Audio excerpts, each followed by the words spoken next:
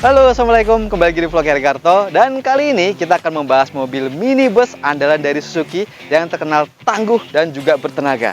Nah, sebelum lanjut videonya, jangan lupa subscribe, like, dan stay tune terus.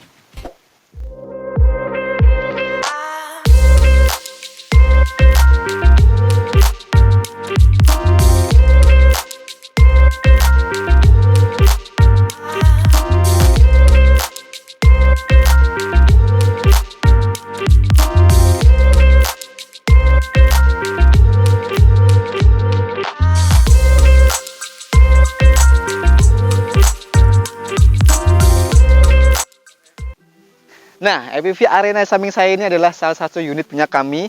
Ini adalah tahun 2010 tipe GL transmisi manual. Nah, kalau sebelumnya kami pernah mereview juga tipe GX, nanti linknya ada di atas. Nih di sini.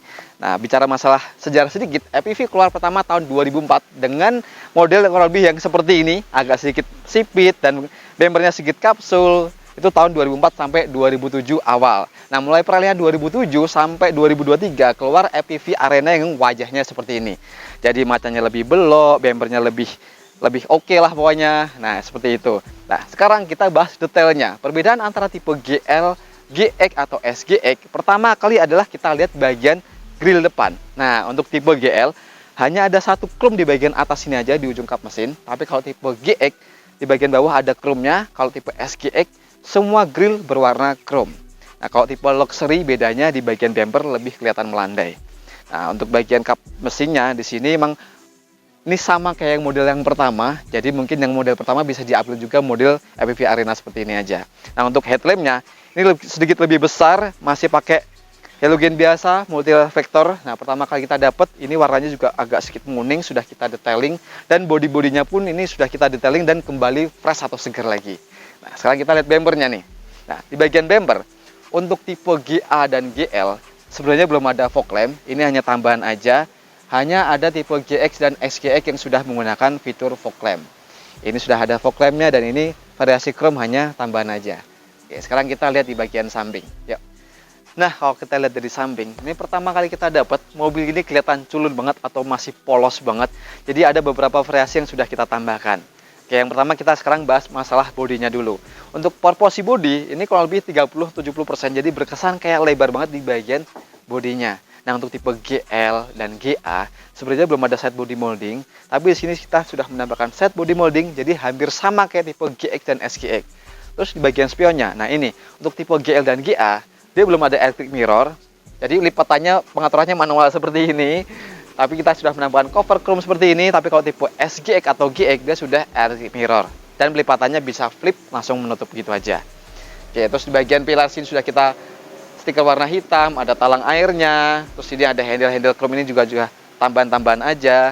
Nah, kalau kita bicara masalah dimensinya, mobil ini panjangnya kurang lebih 4,2 meter dengan tinggi 1,850 dan lebarnya 1,7 meter. Nah, bicara masalah kaki-kakinya, sini bagian depan sudah cakram, belakang masih drum atau tromol. Nah, untuk velgnya, untuk tipe GL dan GA biasanya masih kaleng, tapi GL dia ring 14, tapi kalau tipe GX dan SGX dia ring 15 dan kurang lebih ya modelnya hampir sama seperti ini aja. Untuk tangkinya ada sebelah kanan, ini kapasitasnya kurang lebih 55 liter. Nah, sekarang kita bahas di bagian belakang. Yuk. EPV Arena, gede banget tulisannya, Arena. Arena bermain kali ya. Oke, kita bicara masalah detail-detailnya nih. Untuk tipe GL, ini sebenarnya belum ada rear spoiler, masih polos. Ini juga sudah kita tambahkan. Bagian kaca sayangnya belum ada defogger belakang. Semua tipe sudah menggunakan rear wiper. Nah, untuk tipe GX atau SGX, itu sebenarnya juga sama aja, belum ada rear spoilernya.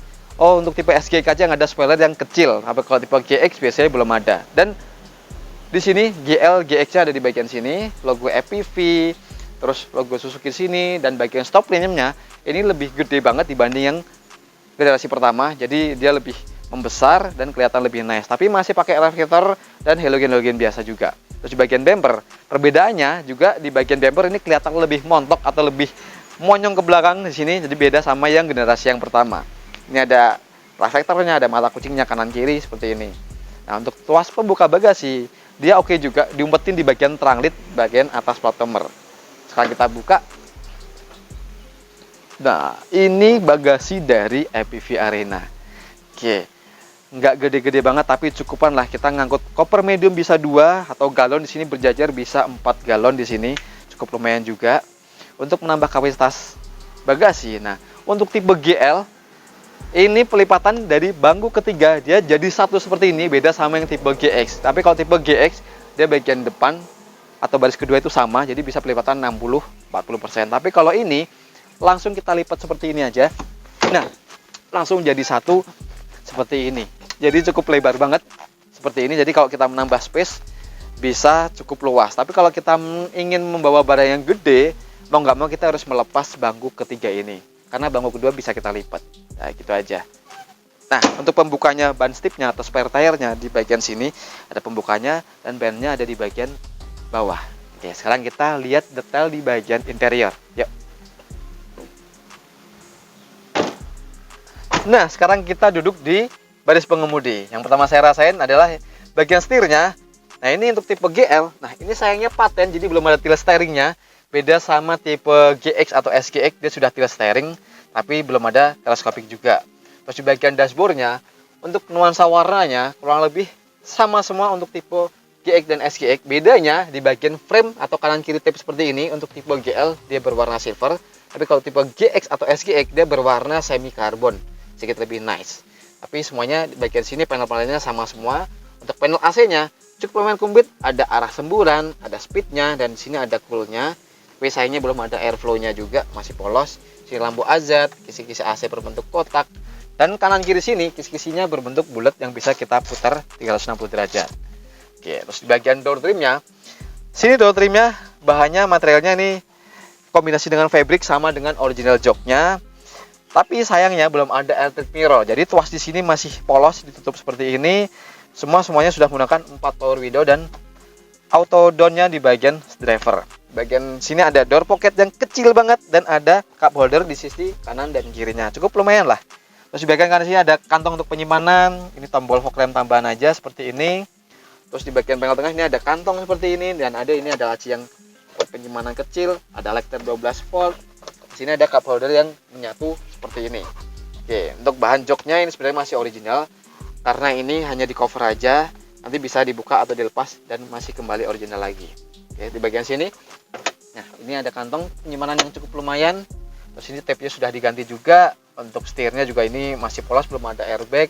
Bagian atas, nah ini sun visor-nya polos, belum ada cerminnya. Dan ini ada penerangan. Spion tengah sayangnya belum ada anti silau, jadi masih polos seperti ini aja. Oke, itu aja. Sekarang kita duduk di baris kedua. Ya. Nah, sekarang saya duduk di row kedua dari EPV ini. Yang pertama saya rasain, ini legroomnya lega banget. Kita lumayan agak sedikit selonjoran dengan posisi kursi mengemudi saya. Terus headroomnya juga lega. Terus di sini untuk joknya untuk tipe GL, sini sayangnya masih polos. Jadi di sini belum ada armrestnya. Kalau tipe GX dia kita bisa buka dan jadiin armrest. Jadi agak sedikit lumayan nyaman. Tapi kalau SGX dia modelnya captain seat. Nah, untuk bagian door trimnya, ini lumayan ada door pocket kecil seperti ini. Tapi sayangnya belum ada cup holder. Ada power window dan bahannya sini juga ada fabricnya, sedikit lumayan nice. Terus di bagian atas ini karena tipe GL jadi belum ada AC double blower. Semuanya masih polos petiannya. Sama kayak tipe GA. Kalau tipe GX semuanya sudah menggunakan AC double blower. Tapi sini ada gedukannya seperti ini. Jadi kalian bisa menambahkan kalau kalian punya uang yang lebih. Ya, selera lah ya. Nah, sekarang kita duduk di baris ketiga. Nah, untuk ke baris ketiga kita bisa menarik tuas seperti ini aja. Nah, langsung kita lipat. Jadi hanya satu tarikan aja langsung bisa lipat. Agak lumayan praktis. Oke, kita lipat. Nah, oke, kita sandarkan lagi. Nah, kalian bisa lihat seperti ini. Nah, ini teman-teman lihat nih. Untuk legroomnya, ini nggak sempit-sempit banget. Dengan tinggi saya 170, ini masih kurang lebih ada 3 atau 4 jengkal untuk kaki saya. Kalau kita rebahkan lagi, ini juga nggak mepet-mepet banget. Lumayan lah masih ada space. Jadi lumayan nyaman untuk baris ketiga, bisa 3 orang. Terus bagian sandarannya, nah di sini bisa kita recline, lumayan cukup rebah. Tapi sayangnya karena tipe GL jadi belum ada headrest, saya langsung kepetok di bagian kaca. Beda sama tipe GX atau SGX, cuma sudah ada headrestnya. Kalau ini masih polos seperti ini aja. Terus untuk di bagian kanan kiri lumayan lah ya, ada armrest kecil dan ada speaker juga di bagian kanan kirinya ini. Oke, kita aja sekarang kita lihat di bagian ruang mesin. Yuk. Nah, kita intip ruang mesinnya. Nah, EPV ini karena ruang mesinnya ada di bagian bawah jok baris ke pertama, kita harus lepas kancingnya ini, kita slidekan mundur dan kita lipat sandarannya, langsung kita buka seperti ini aja. Nah, ini ruang mesin dari EPV Arena. Ini mengingatkan kita kayak Futura atau Carry ya zaman dulu ya. Jadi semua mesinnya ada di bagian bawah jok bagian depan. Nah, bicara masalah tipenya, ini adalah G15A, artinya 1500 cc, menghasilkan tenaganya 105 PS dan torsinya 126 Nm. Dan penggerak roda belakang 5 speed percepatan. Dan ini untuk EPV Arena ada transmisi pilihan otomatiknya juga, beda sama yang generasi pertama.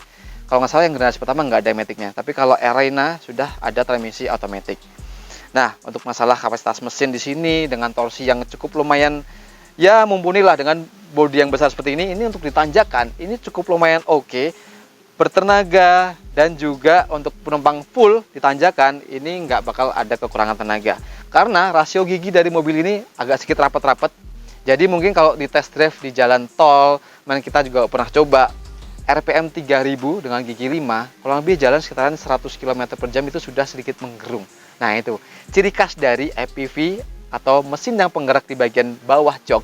Pasti suara gerungannya masuk ke bagian kabin. Nah, kurang lebih seperti itu aja. Nah, sekarang kita intip di bagian moncong depan atau kap depannya. Yuk. Nah, kita sekarang lihat di bagian kap depan. Inilah. Karena bukan kap mesin, jadi kita nggak menyebut kap mesin. Isinya kurang lebih seperti ini. Jadi di bagian depan adalah isinya tools, terus untuk pengisi air radiator, minyak rem, air wiper, dan sini ada sikring-sikringnya. Nah, kalau kita lihat kondisinya, emang mobil ini masih fresh banget. Artinya nggak ada bekas insiden atau laka, bagian apronnya aman. Terus kap mesin ini juga utuh semua, ini sewarna dengan bodi. Nah, bicara masalah untuk keiritannya, emang mobil ini nggak bisa dibilang irit. Jadi dalam kota kurang lebih bisa tembus 1/10 atau 11 km per liter. Luar kota ya selisih sedikit lah, kurang lebih 1/12 atau 13 km per liter. Nanti kalian bisa komentar di bawah pengalaman kalian pakai mobil ini. Oke, untuk bahas bagian kap depannya sudah sampai sini. Dan buat teman-teman yang suka video ini, jangan lupa tekan tombol like dan subscribe bagi yang belum, atau boleh komentar di bawah pengalaman kalian jika kalian masih pakai mobil ini, atau kalian bisa komentar perawatan mobil ini bagaimana. Oke, kita sudah video kali ini dan sampai ketemu di vlog Air Karto berikutnya. Assalamualaikum.